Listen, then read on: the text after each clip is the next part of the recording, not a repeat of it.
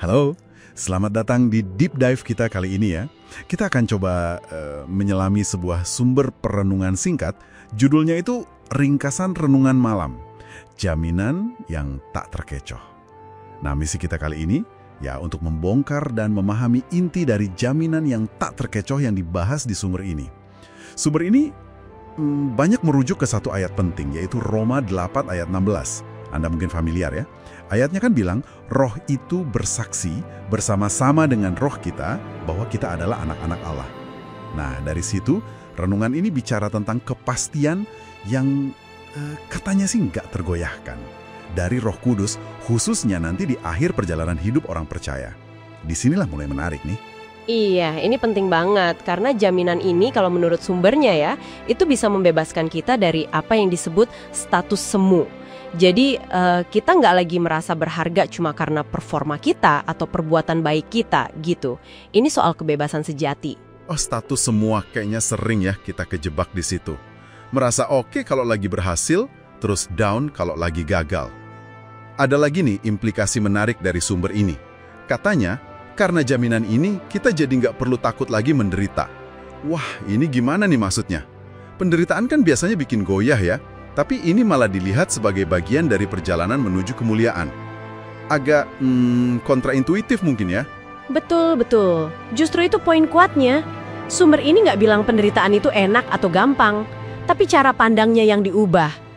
Jadi karena status kita sebagai anak Allah itu udah pasti, udah final gitu, penderitaan itu nggak lagi dilihat sebagai bukti kita ditolak Tuhan atau kita gagal. Tapi lebih sebagai, ya bagian dari proses pemurnian mungkin, atau jalan yang memang harus dilewati untuk sampai ke kemuliaan yang dijanjikan itu. Jadi bukan menggoyahkan, malah bisa jadi penguat gitu. Oke, saya mulai paham alurnya. Jadi kalau dirangkum nih, kesimpulan utama dari renungan ini apa dong? Biar jelas gitu. Intinya, poin kuncinya itu adalah keamanan status Anda. Keamanan posisi kita sebagai anak Tuhan. Sumber ini menegaskan kalau itu adalah kebenaran yang nggak terbantahkan, udah paten gitu kasarnya. Makanya disebut tak terkecoh. Keamanan status yang tak terbantahkan. Ini kuat sekali ya pesannya. Nah, berangkat dari situ, renungan ini kayaknya ngasih pertanyaan reflektif ya. Langsung buat Anda para pendengar.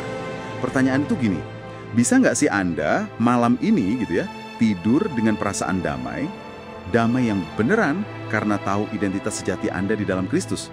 Cukup dalam ya pertanyaannya. Iya, dalam banget. Dan menariknya, saran praktis dari sumber ini tuh bukan yang ribet-ribet. Cuma disarankan doa ucapan syukur yang sederhana banget, dasarnya ya ayat tadi.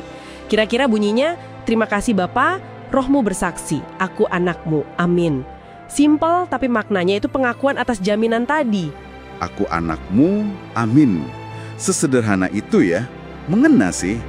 Terus renungan ini ditutup pakai gambaran yang, wah, menenangkan banget menurut saya. Idenya itu kita bisa beristirahat dalam damai seorang ahli waris surga.